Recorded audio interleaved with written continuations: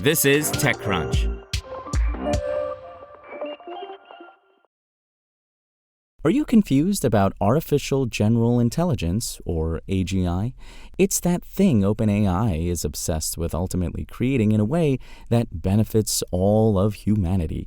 You may want to take them seriously since they just raised $6.6 billion to get closer to that goal. But if you're still wondering what the heck AGI even is, you're not alone. In a wide-ranging discussion on Thursday at Credo AI's Responsible AI Leadership Summit, Fei-Fei Li, a world-renowned researcher often called the godmother of AI, said she doesn't know what AGI is either. At other points, Li discussed her role in the birth of modern AI, how society should protect itself against advanced AI models, and why she thinks her new unicorn startup World Labs is going to change everything. But when asked what she thought about an AI singularity, Li was just as lost as the rest of us. I come from academic AI and have been educated in the more rigorous and evidence-based methods, so I don't really know what all these words mean, said Li to a packed room in San Francisco beside a big window overlooking the Golden Gate Bridge. I frankly don't even know what AGI means. Like, people say you know it when you see it. I guess I haven't seen it. The truth is, I don't spend much time thinking about these words because I think there's so many more important things to do. If anyone would know what AGI is, it's probably Fei-Fei Li. In 2006, she created ImageNet, the world's first big AI training and benchmarking dataset that was critical for catalyzing our current AI boom. From 2017 to 2018, she served as chief scientist of AI/ML at Google Cloud.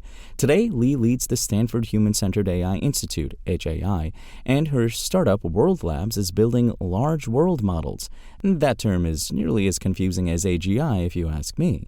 OpenAI CEO Sam Altman took a stab at defining AGI in a profile with The New Yorker last year. Altman described AGI as the equivalent of a median human that you could hire as a coworker. Meanwhile, OpenAI's charter defines AGI as highly autonomous systems that outperform humans at most economically valuable work. Evidently, these definitions weren't quite good enough for a $157 billion company to be working towards, so OpenAI created the 5 levels it internally uses to gauge its progress towards AGI. The first level is chatbots, like ChatGPT, then reasoners, apparently OpenAI O1 was this level, agents, that's coming next, supposedly, innovators, AI that can help invent things, and the last level, organizational, AI that can do the work of an entire organization. Still confused? So am I, and so is Li. Also, this all sounds like a lot more than a median human coworker could do. Earlier in the talk, Li said she's been fascinated by the idea of intelligence ever since she was a young girl. That led her to studying AI long before it was profitable to do so. In the early 2000s, Li says her and a few others were quietly laying the foundation for the field. In 2012, my ImageNet combined with AlexNet and GPUs. Many people call that the birth of modern AI. It was driven by 3 key ingredients: big data, neural networks, and modern GPU computing. And once that moment hit, I think life was never the same for the whole field of AI, as well as our world. When asked about California's controversial AI bill, SB 1047, Li spoke carefully to not rehash a controversy that Governor Newsom just put to bed by vetoing the bill last week. We recently spoke to the author of SB 1047, and he was more keen to reopen his argument with Li.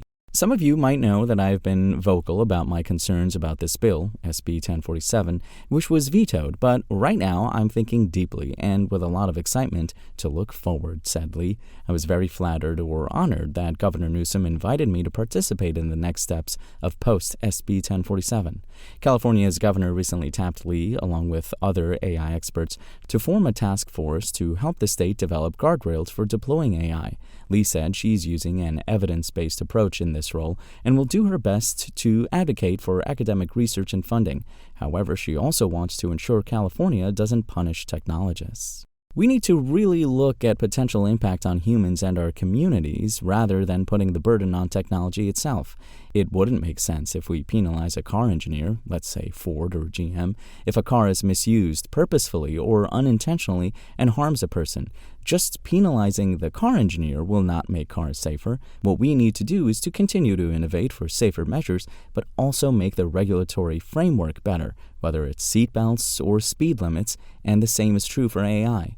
That's one of the better arguments I've heard against SB 1047, which would have punished tech companies for dangerous AI models. Although Lee is advising California on AI regulation, she's also running her startup, World Labs, in San Francisco. It's the first time Lee has founded a startup, and she's one of the few women leading an AI lab on the cutting edge. "We are far away from a very diverse AI ecosystem," said Lee. "I do believe that diverse human intelligence will lead to diverse artificial intelligence and will just give us better technology. In the next couple years, she's excited to bring spatial intelligence closer to reality." Lee says human language, which today's large language models are based on, probably took 1,000,000 years to develop, whereas vision and perception likely took 540 million years. That means creating large world models is a much more complicated task. It's not only making computers see, but really making computers understand the whole 3D world, which I call spatial intelligence, said Lee. "We're not just seeing to name things, we're really seeing to do things, to navigate the world, to interact with each other, and closing that gap between seeing and doing requires spatial knowledge. As a technologist, I'm very excited about that."